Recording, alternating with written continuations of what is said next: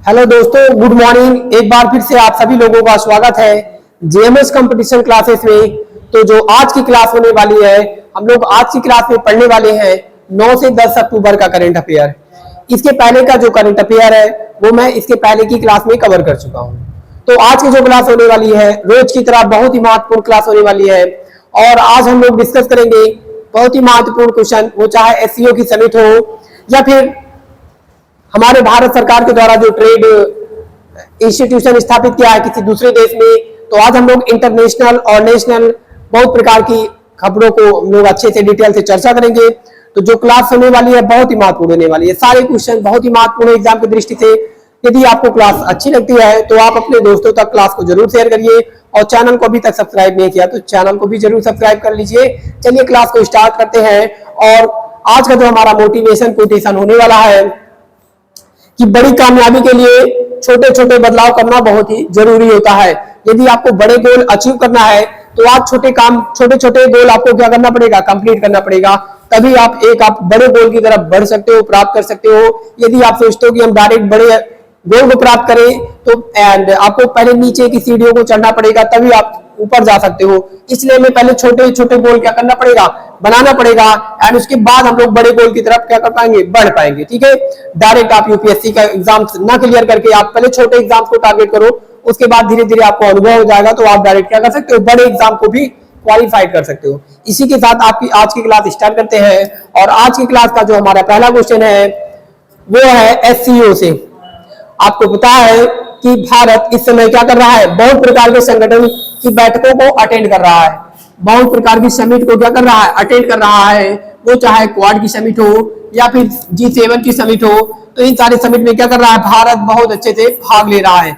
क्योंकि भारत आपको पता है, भारत एंड बहुत सारे जितने भी ऑर्गेनाइजेशन है भारत उसका क्या है, सदस्य है। यदि सदस्य नहीं भी है तो वो जो ग्रुप है भारत को एज ए ऑब्जर्वर सदस्य के रूप में मानता है और भारत को इन्विटेशन देता है उस समिट में भाग लेने के लिए। हाल ही में भारत ने क्वाड बैठक में भाग लिया, इसके पहले G7 बैठक में भाग लिया। ठीक है, इस तरीके की जो बैठकें हो रही है, ब्रिक्स बैठक हो रही है, इसमें भारत भाग लेता है। G20 जो बैठक हो रही है इसमें भारत भाग लेता है। ठीक है, इस प्रकार की जितनी बैठकें हो रही है भारत इस सभी में क्या करता है, भाग लेता है। क्यों भाग लेता है, क्योंकि इसमें अधिकांश संगठन में भारत शामिल है। तो भारत जितने भी संगठन, जितने भी देश किसी भी संगठन में शामिल होते हैं तो यदि कहीं भी उसकी बैठक होती है तो वहां के राष्ट्राध्यक्ष को भाग लेना पड़ता है, क्योंकि उनको भी अपने देश को क्या वहां प्रेजेंट करना पड़ता है। इसलिए वहां के जो राष्ट्राध्यक्ष होते हैं यदि वो नहीं जा पाते हैं तो अपने किसी खास व्यक्ति को भेजते हैं। वो कोई भी हो सकता है, वो चाहे प्रेसिडेंट हो सकता है, वो वहां का कोई मिनिस्टर हो सकता है, केंद्रीय मंत्री हो सकता है। तो इस बार भी जो पूछा जा रहा है आपसे, आज का जो हमारा क्वेश्चन है, इन सब के बारे में आपने अच्छे से पढ़ा, लेकिन आज का जो क्वेश्चन है वो पूछा जा रहा है कि हाल ही में शंघाई सहयोग संगठन एससीओ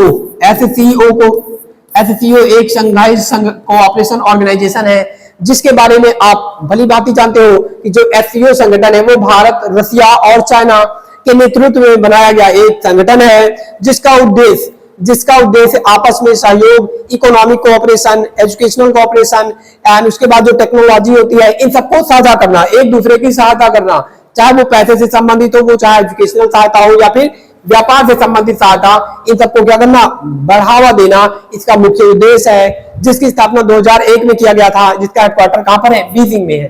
ठीक है, बात करते हैं इसकी बैठक की। तो 2000 में इसकी जो 24 में जो बैठक हो रही है, जिसकी डेट भी डिक्लेयर हो गई है 15 से 16 अक्टूबर, 15 अक्टूबर टू 16 अक्टूबर के बीच में इसकी बैठक होनी है। कहां पर होनी है, ये जो बैठक है इस समय बहुत ही चर्चा में है। इसकी जो बैठक हो रही है क्यों चर्चा में है, क्योंकि इसकी बैठक जो हो रही है वो हो रही है इस्लामाबाद में। कहां पर हो रही है, इस्लामाबाद में हो रही है। और आपको पता है ये इस्लामाबाद किस देश की कैपिटल है, पाकिस्तान की कैपिटल है। और आपको पता है ये किसी कैपिटल है, पाकिस्तान की कैपिटल है, पाकिस्तान। आपको पता है कि ये जो एससीओ है इसके कितने मेंबर हैं, इसके इस समय 10 मेंबर हो चुके हैं। कितने मेंबर हो चुके हैं, 10 सदस्य हो चुके हैं। और भारत ऑलरेडी सदस्य है, भारत इसका ऑलरेडी सदस्य है। और भारत और पाकिस्तान के बीच में क्या रहता है, भारत और पाकिस्तान के बीच में क्या रहता है, 30 का आंकड़ा रहता है। मतलब एक दूसरे के यहाँ ना आना ना जाना, मतलब दुश्मनी जैसी रहती है। तो इस समय ये समिट जो है भारत और पाकिस्तान के लिए बहुत ही ज्यादा महत्वपूर्ण है। भारत में भी इसकी चर्चा ज्यादा है और पाकिस्तान में भी चर्चा ज्यादा है। यहाँ तक कि पाकिस्तान में तो प्रोटेस्ट होने लगे हैं कि भारत यहाँ आएगा तो हम लोग क्या करेंगे, हम लोग इस बैठक को होने नहीं देंगे। वहां पर बहुत ज्यादा प्रोटेस्ट हो रहा है कि भारत इसमें ना भाग ले, लेकिन इसमें भारत भाग ले रहा है। ठीक है, इसमें भारत की तरफ से रिप्रेजेंट हो रहे हैं। आपसे यही क्वेश्चन में पूछा गया है कि भारत की तरफ से इसमें कौन भाग ले रहा है, तो आपको पता होना चाहिए कि भारत के जो पीएम है इन्हें तो भाग वहां पर लेना चाहिए। ठीक है, हमारे देश का जो मुखिया होता है या वास्तविक जो हेड है एंड संविधान के हिसाब से देखोगे तो प्रेसिडेंट है, लेकिन यहाँ पर जो हमारे पीएम रहते हैं संसदीय प्रणाली के अनुसार प्रधानमंत्री क्या होता है, सारा हेड का काम करता है। राष्ट्रपति का जो काम है सारा नरेंद्र मोदी जी करते हैं। कहीं भी आना जाना हो वो सब पीएम ही क्या करता है, उसको जाता है और उससे क्या करता है, हैंडल करता है।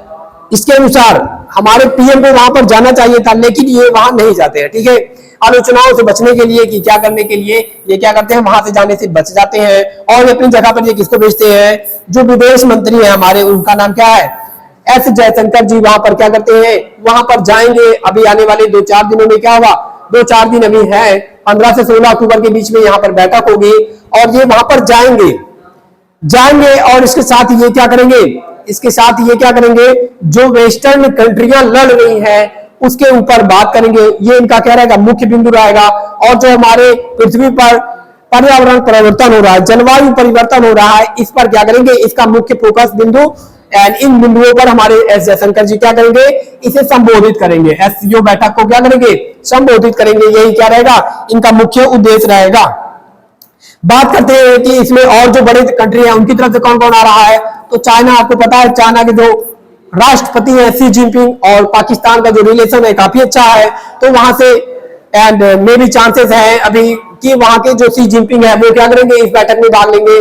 और पाकिस्तान का अगर इनडायरेक्टली रिलेशन देखा जाए तो रसिया से भी अच्छा ही है, उतना अच्छा नहीं है, लेकिन रसिया से भी बात सुनाई पड़ रही है कि वहां के जो राष्ट्रपति पुतिन है वो क्या करेंगे, रूस के जो राष्ट्रपति पुतिन है वो क्या करेंगे, इस बैठक में भाग लेंगे। आने वाले टाइम में देखना होगा कि कौन कौन से देश के राष्ट्राध्यक्ष यहाँ पर आकर भाग लेते हैं। तो इस क्वेश्चन का राइट आंसर जो हो जाएगा वो हो जाएगा एस जयशंकर। आपसे पूछा जाए कि इसकी बैठक कहां पर हो रही है, तो इस्लामाबाद में हो रही है। आते हैं थोड़ा सा हम लोग बात करते हैं एससीओ के बारे में।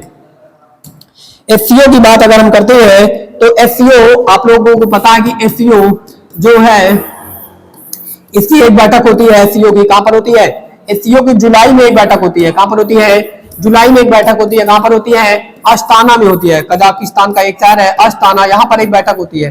ठीक है, अगर एससीओ की स्टार्टअप बैठक पूछा जाए तो वो नई दिल्ली में होती है, लेकिन मुख्य बैठक यहाँ पर होती है। और अब जो बैठक हो रही है वो कहां पर हो रही है, एससीओ की अब जो बैठक हो रही है वो इस्लामाबाद में हो रही है। ठीक है, एससीओ का अगर नया सदस्य पूछा जाए, नया सदस्य अगर पूछा जाए तो जुलाई 2024 में ये सदस्य बनता है। इसका नाम क्या है, और ये रूस का बहुत अच्छा मित्र भी है, ये रूस का बहुत अच्छा मित्र भी है। इस नए सदस्य का नाम क्या है, बेलारूस नाम है। क्या नाम है, बेलारूस नाम है। ये क्या बना है, एससीओ का सबसे नवीनतम सदस्य बना है। बात करें एससीओ की स्थापना की, तो ये इसकी स्थापना 2001 में होती है और हेडक्वार्टर कहां पर है, बीजिंग में इसका हेडक्वार्टर है। और इसके बाद बात करें इसके पहले कौन सदस्य बना था, तो ईरान इसके पहले 9वां सदस्य बना था और अब 10वां कौन बन गया है, बेलारूस बन गया है। ठीक है, इस क्वेश्चन के साथ हम लोग आगे बढ़ रहे हैं और एससीओ के बारे में मैंने सारी चीजें डिस्कस कर दिया कि एससीओ है क्या, इसका मुख्य उद्देश्य क्या है। चलिए देखते हैं थोड़ा सा इंपॉर्टेंट पॉइंट इससे और संबंधित क्या चीजें हैं। तो देखिए अभी हमने बताया कि इसकी जो बैठक होगी उसमें कौन भाग ले रहे हैं, हमारे एस जयशंकर जी भाग ले रहे हैं। इसे मैं प्ले कर सकता हूँ क्या, इसमें कौन भाग ले रहे हैं, एस जयशंकर साहब जी भाग ले रहे हैं। और ये जो बैठक होने वाली है वो कब होने वाली है, ये जो बैठक होने वाली है वो होने वाली है 15 से 16 अक्टूबर के बीच में ये बैठक होने वाली है। ये जो बैठक होगी 15 से 16 अक्टूबर के बीच में होगी। और बात करें इसमें ये कहां पर होने वाली है, इस्लामाबाद। और इस्लामाबाद कहां की कैपिटल है, पाकिस्तान की कैपिटल है। ठीक है, और बात करते हैं कि इसमें और कौन कौन से देश भाग लेंगे, तो ये रहे हमारे एस जयशंकर जी, जो कि आप न्यूज कटिंग देख सकते हो दैनिक जागरण की, जाने वाले हैं पाकिस्तान, जहां पर प्रोटेस्ट होना शुरू हो चुका है भारत के आने के लिए। ठीक है, भारत के आने के कारण वहां पर प्रोटेस्ट होना शुरू हो गया। तो यहाँ पर देख सकते हो ये रहे चाइना के प्रेसिडेंट। और कौन इसकी अध्यक्षता कौन करेगा, अध्यक्षता इसमें पाकिस्तान के जो प्रधानमंत्री है उनका नाम क्या है, उनका नाम क्या है, शहबाज शरीफ नाम है। ठीक है, ये दिख रहे हैं, कहीं पर दिख रहे हैं, यहाँ पर तो नहीं दिख रहे हैं, शहबाज शरीफ जी यहाँ पर तो नहीं दिख रहे हैं। ठीक है, एंड ये रहे आपके सी जिनपिंग और यहाँ पर है पुतिन आपके, ठीक है, और अपने भारत का कोई भी नहीं दिख रहा है, ठीक है। तो ये आपका एससीओ का फ्लैग कुछ दिख रहा है जो कि सारे देशों का, हमारे इंडिया का, चाइना का है, ठीक है, और ये रसिया का है। तो ऐसे करके क्या है, ऐसे करके सारे मेंबर्स का फ्लैग भी यहाँ पर दिखाया गया आपको। चलते हैं इसके साथ हम लोग नेक्स्ट क्वेश्चन की ओर, और जो हमारा एससीओ का क्वेश्चन था उससे हमने संबंधित सारी जानकारियां डिस्कस कर लिया है। ये काफी इंपॉर्टेंट क्वेश्चन है क्योंकि ये बहुत ही अजीबोगरीब क्वेश्चन है। आपको पता था कि अभी हमारी पृथ्वी जो है, मंगल जो है, और जितने भी ग्रह हैं उन पर तो हम क्या कर रहे हैं, उन पर हम तो अनुसंधान, ये सारी चीजें क्या कर रहे हैं, खोज कर ही रहे हैं।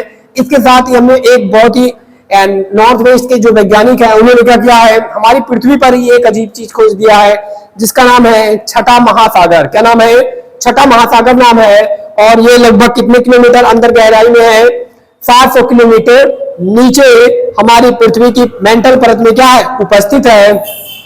अब तक आपने पढ़ा था हमारे पृथ्वी पर कितने बड़े महासागर हैं, हमारी पृथ्वी पर 5 बड़े महासागर हैं, जिसमें जो सबसे बड़ा महासागर है उसका नाम है प्रशांत महासागर। क्या नाम है, प्रशांत महासागर नाम है, जो लगभग हमारी पृथ्वी पर 16 करोड़ किलोमीटर में फैला हुआ है, ठीक है। दूसरे महासागर की बात करें तो उसका नाम है अटलांटिक महासागर। क्या नाम है, अटलांटिक महासागर नाम है, ठीक है, अटलांटिक महासागर नाम है, जो कि कुछ ऐसा आकार का है, ठीक है, कुछ ऐसा आकार का है।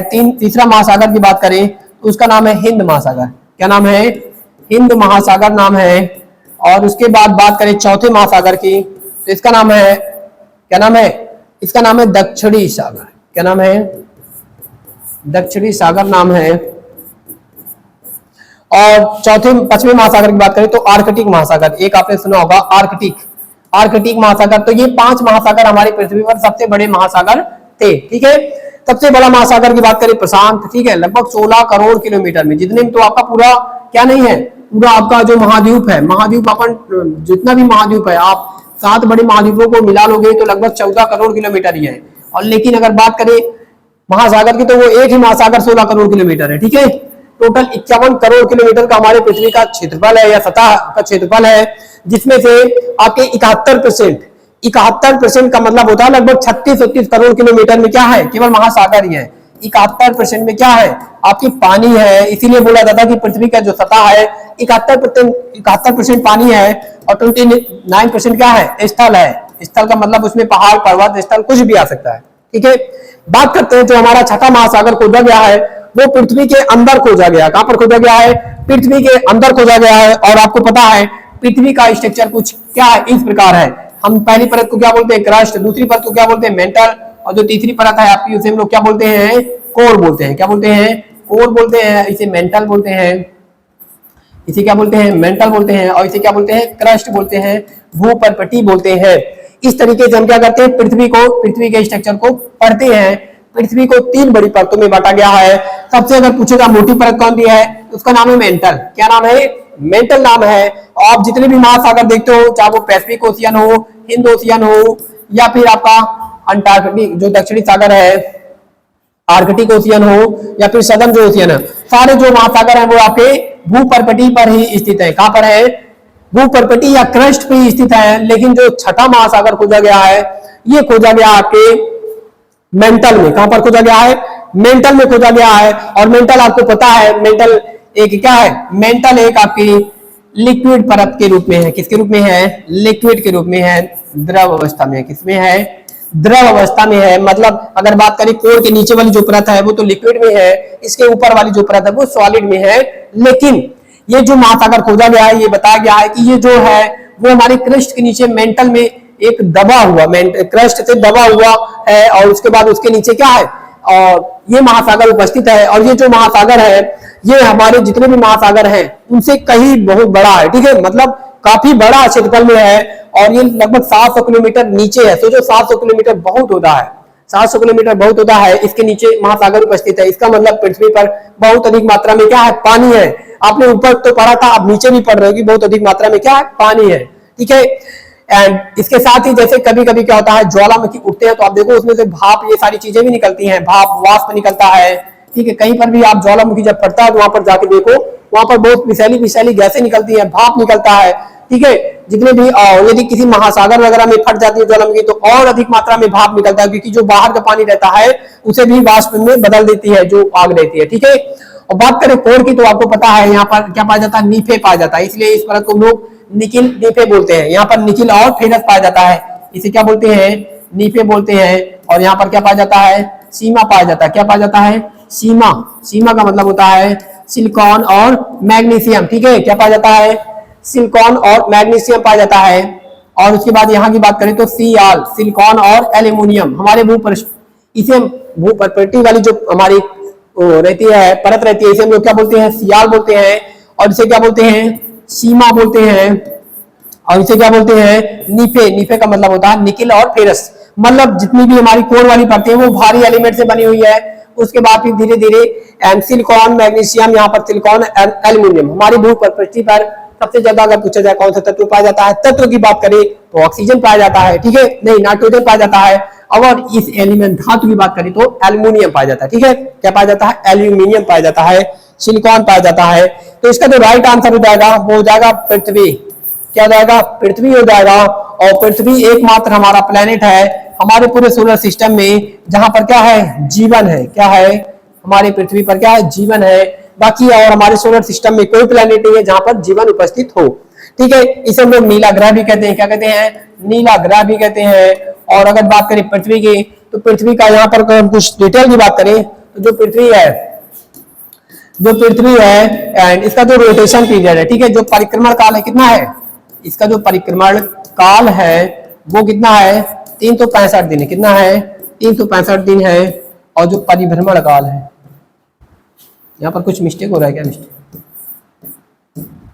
परिभ्रमण जो काल है, परिभ्रमण का मतलब होता है रोटेशन, है ना। ठीक है, क्या होता है रोटेशन। पृथ्वी अपने सतह पर 23.5 डिग्री क्या है, झुकी हुई है। और ये अपना जो पूरा सतह है लगभग 24 घंटे में क्या करती है, 23 घंटे 56 मिनट 4 सेकंड में क्या करती है, घूम जाती है। इसे हम लोग एंड ओवरऑल 24 घंटे लेकर चलते हैं। ठीक है, तो दोनों को आपको पता होना चाहिए कि पृथ्वी का परिक्रमण काल कितना है। सूर्य का, इसका मतलब होता है सूर्य का चक्कर ये कितने दिन में लगाती है, तो 365 दिन में लगाती है। ठीक है, 365 दिन 6 घंटे कुछ मिनट में लगाती है, जो कि आगे चल के क्या बन जाता है, 366 दिन बन जाता है। ठीक है, एक दिन बढ़ जाता है जो कि फरवरी महीने में बढ़ता है। जब फरवरी क्या हो जाती है, 29 दिन की हो जाती है। ठीक है, ये रीजन होता है। इसके साथ ही हम लोग चलते हैं आगे। बाकी मंगल के बारे में आपको पता है, इसे लाल ग्रह बोला जाता है, इसे लाल ग्रह बोला जाता है। शनि ये एक रिंग वाला ग्रह है और ये हमारे सौरमंडल का सबसे बड़ा ग्रह है। क्या है, सबसे बड़ा ग्रह है। ठीक है, सबसे बड़ा ग्रह हमारा बृहस्पति है।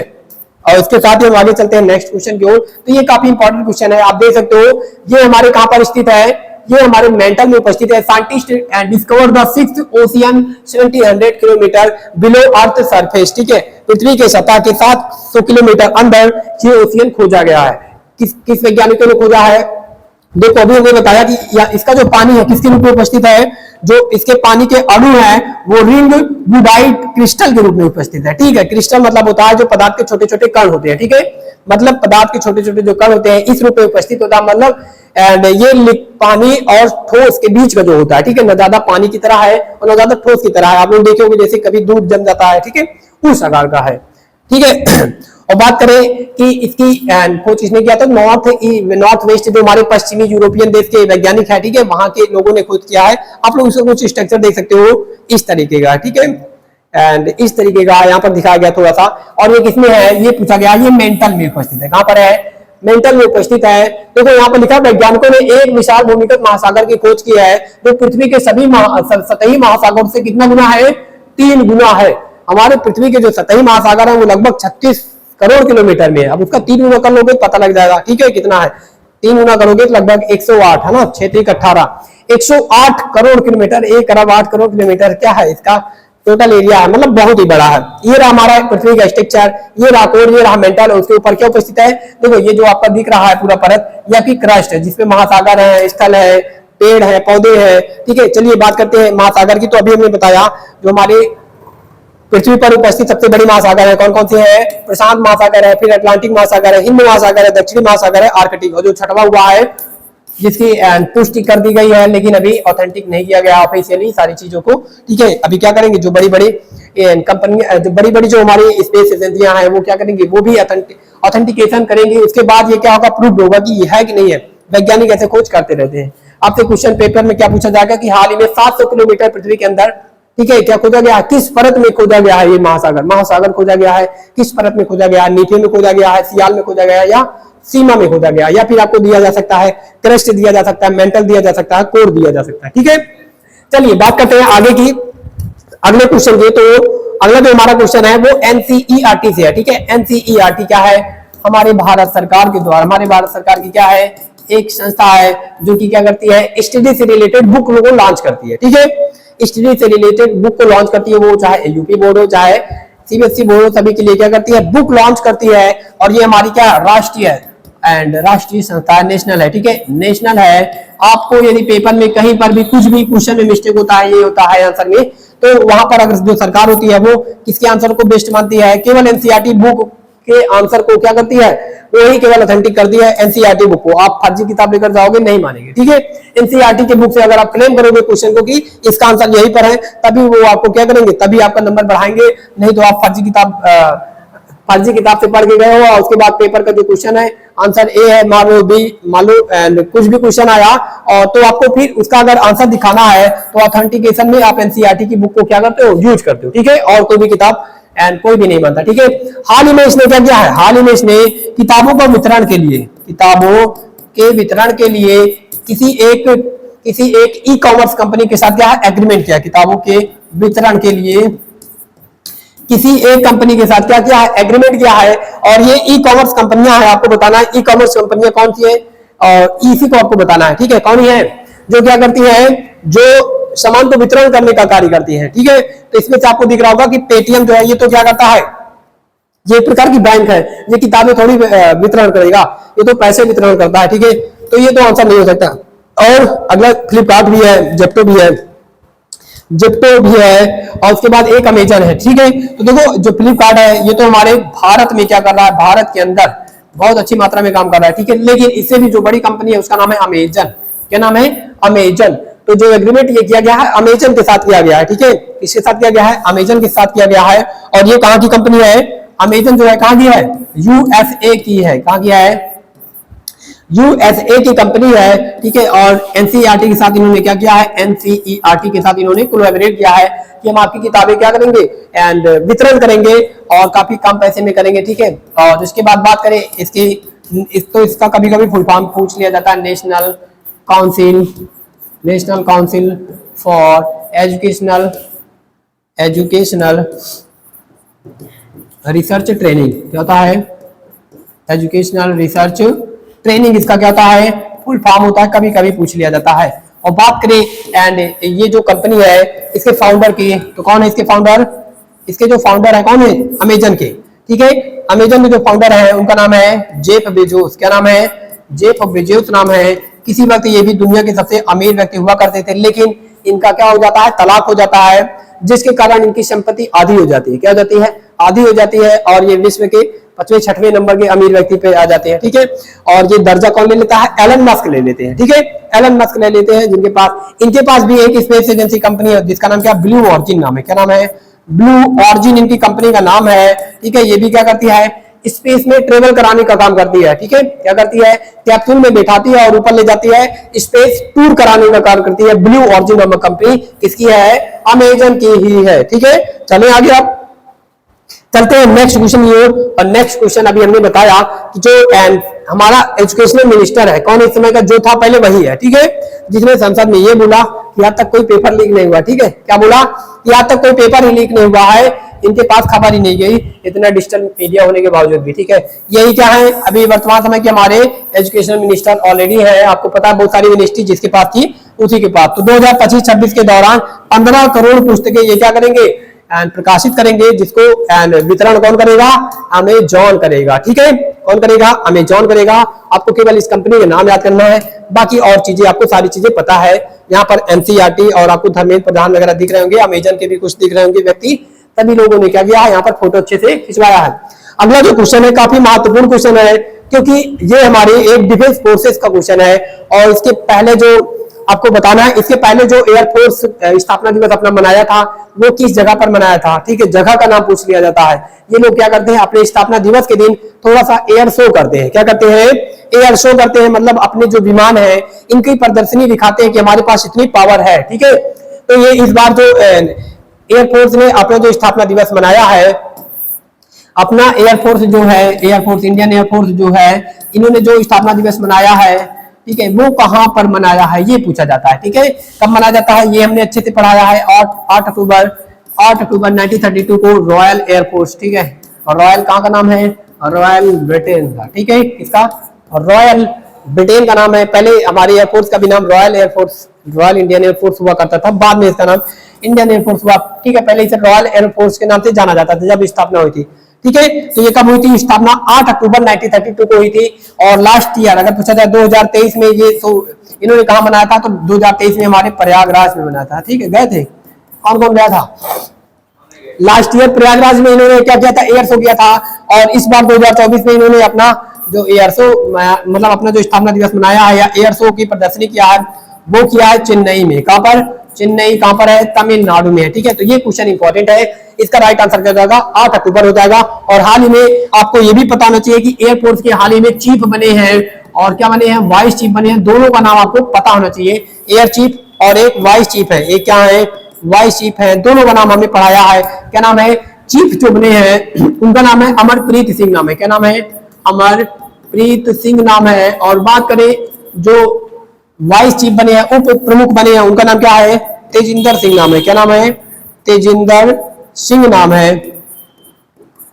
तेजिंदर सिंह वाइस चीफ का नाम है। उप से जो सेना प्रमुख है हमारे वायुसेना के, और जो हमारे चीफ है उनका नाम है अमरप्रीत सिंह नाम है, ठीक है। और बात करें हमारे एयरफोर्स का जो वो है, क्या है? ध्येय वाक्य। ध्येय वाक्य हमने क्या बताया? हमारे एयरफोर्स का जो ध्येय वाक्य क्या है? Touch the sky with glory, ठीक है। आकाश को गौरव के साथ छूना हमारे एयरफोर्स का क्या है? ध्येय वाक्य है। और इस बार जो मनाई गई है 52वीं वर्षगांठ मनाई गई है। कौन सी? 52वीं वर्षगांठ मनाई गई है। और कहां पर मना रहा है? कहां पर मना रहा है? चेन्नई के मरीना बीच पे, ठीक है। इस बीच का भी नाम याद कर लेना, मरीना बीच, ठीक है। ये पर ये लोग क्या कर रहे हैं? एयर शो कर रहे हैं। ये रहा अपना एयरफोर्स। जब ये इसकी स्थापना हुई थी तब इसे क्या बोला गया था? रॉयल इंडियन एयरफोर्स बोला गया था, ठीक है। लेकिन अब इसका नाम क्या है? अब इसका जो नाम हो गया है वो हो गया है इंडियन एयरफोर्स ओनली, ठीक है।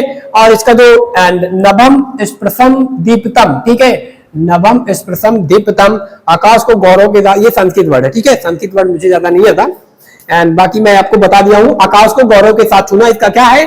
ध्येय वाक्य है touch the sky with glory. And इसके साथ नेक्स्ट क्वेश्चन पे आते हैं हम लोग। और जो नेक्स्ट क्वेश्चन है ये भी इंपॉर्टेंट क्वेश्चन है, क्योंकि ये जो खिताब जीता है इन्होंने 27 साल बाद ये खिताब जीता। कितने साल बाद? 27 साल बाद ये खिताब जीता है। इसके पहले इन्होंने 1997 वगैरह में क्या किया था? इस खिताब को जीता था। और ये 27 साल बाद इन्होंने फिर से ये खिताब जीत लिया है, इसलिए ये क्वेश्चन इंपॉर्टेंट हो जाता है, काफी महत्वपूर्ण क्वेश्चन हो जाता है। और इसका जो फाइनल होता है कहां पर होता है? ये जो आपका ईरानी कप है, ईरानी कप हो जाता है। इसका जो फाइनल होता है दिलीप ट्रॉफी हो जाती है, ईरानी कप हो जाता है। ये आपसे पूछा जाता है दिलीप ट्रॉफी, ईरानी कप जो हो जाता है, ये सब किस खेल से संबंधित है? तो क्रिकेट से संबंधित है। किससे संबंधित है? क्रिकेट से संबंधित होता है। और इसका जो फाइनल होता है वो लखनऊ में होता है। कहां पर होता है? लखनऊ में होता है। और उसके बाद इसको जीता कौन है? इसको जीता है आपका मुंबई। कौन जीता है? मुंबई जीता है। हराता किसको है? आपके शेष भारत को हराता है, ठीक है। और जीता कौन है? मुंबई जीता है, ठीक है। आपको पता होना चाहिए कि ये इन्होंने 27 साल बाद जीता है। ईरानी कप का नाम अगर पूछा जाए, ईरानी अगर कप पूछा जाए, ईरानी कप, तो ईरानी कप खेल किससे संबंधित है? तो क्रिकेट से संबंधित है, ठीक है। किससे संबंधित है? खेल से संबंधित, क्रिकेट से संबंधित है। और हाल ही में आपको एक दो क्वेश्चन का जवाब और देना है, ठीक है। आजिक रहाणे मुंबई की तरफ से क्या कर रहे थे? कैप्टनी कर रहे थे। आपको केवल नाम इनका याद रखना, ये देख सकते हो पिक्चर। मुंबई इंडियंस विनर होती है 2025 में ईरानी कप की। और बात करते हैं अगले नेक्स्ट, ये रहा मुंबई, ठीक है। और बात करें कि हाल ही में डूरंड कप हुआ है। क्या हुआ है?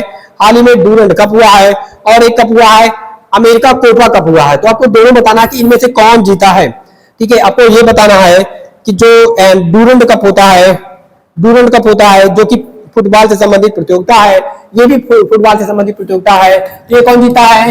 ये जीता नॉर्थ ईस्ट बगान। कौन जीता है? North east north east United जीतता है, किसको हराता? मोहन बगान को। ठीक है, याद है नहीं याद है? नॉर्थ ईस्ट यूनाइटेड जीतता है, जो कि असम की एक टीम है, किसको हराती है? मोहन बगान को हराती है, पश्चिम बंगाल की टीम को। और बात करें कोपा कप की, तो कोपा कप के बारे में भी हमने पढ़ाया है कि कोपा कप को भी कौन जीत लेता है? जॉन फीफा, जो देश फीफा 2022 का खिताब जीतता है। देश का नाम बताओ क्या है? अर्जेंटीना नाम है। क्या नाम है? अर्जेंटीना नाम है। ठीक है, किसको हराता है? किसको हराता है? किसको हराता है? कोलंबिया को हराता है। ठीक है, उसी देश का एक देश है कोलंबिया, उसे हरा देता है। कौन हराता है? अर्जेंटीना हरा देता है। और अमेरिका कोपा कप 2024 का खिताब जीत लेता है, जो कि एक फुटबॉल की होने वाली प्रतियोगिता है। ठीक है, इसके साथ हम चलते हैं नेक्स्ट क्वेश्चन की ओर। इसमें इन्होंने कोई पिक्चर नहीं लगाया, जबकि मैंने भेजा था। ठीक है, अगले क्वेश्चन की बात करें तो अभी हमने बताया था कि हाल ही में भारत ने क्या किया है। अभी हाल ही में आपको एक क्वेश्चन अगर पूछा जाए कि हाल ही में भारत का हमने आपको लिखाया था कि फॉरेन रिजर्व, क्या लिखा था? फॉरेन रिजर्व, या फिर जिसे रेमिटेंसेस नाम से जाना जाता है। किस नाम से जाना जाता है? रेमिटेंस नाम से जाना जाता है, या फिर इसे बोल दिया जाता है विदेशी मुद्रा भंडार। क्या बोला जाता है?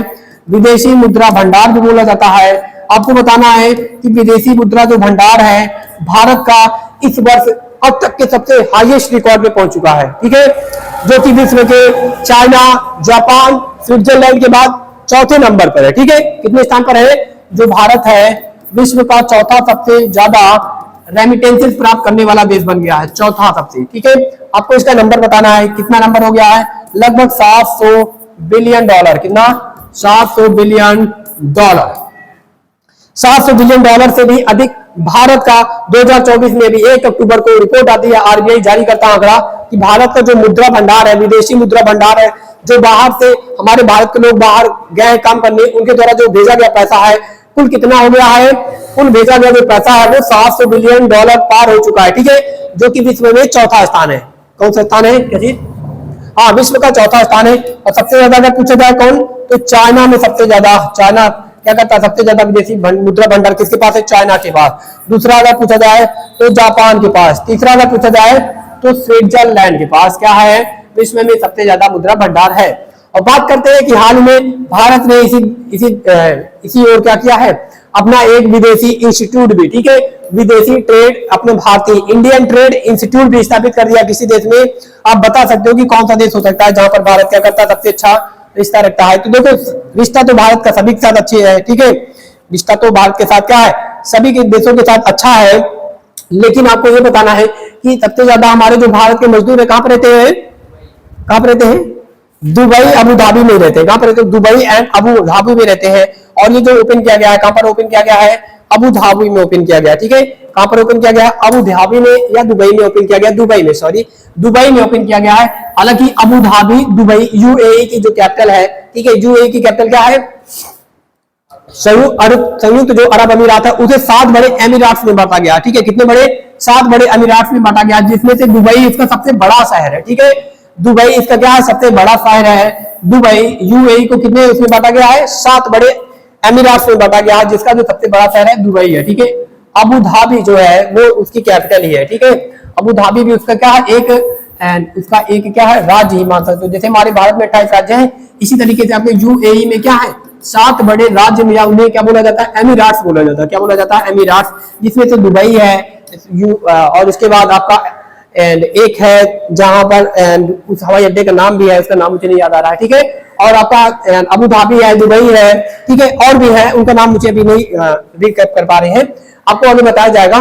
तो यूएई एक देश है जहां पर जिसका जो एक शहर है दुबई, जिसे आप एक देश के नाम से भी जानते होंगे। ठीक है, काफी इंपॉर्टेंट है टूरिस्ट के दृष्टि से। तो यहीं पर भारत ने क्या किया? अपना ट्रेड इंस्टीट्यूशन ओपन कर दिया है, भारत ट्रेड संस्थान, जिसे IIFT बोला जाता है। ठीक है, और आपको ये भी बताना कि हाल ही में किस देश के जो राष्ट्रपति है भारत आए थे, और उन्होंने क्या किया है?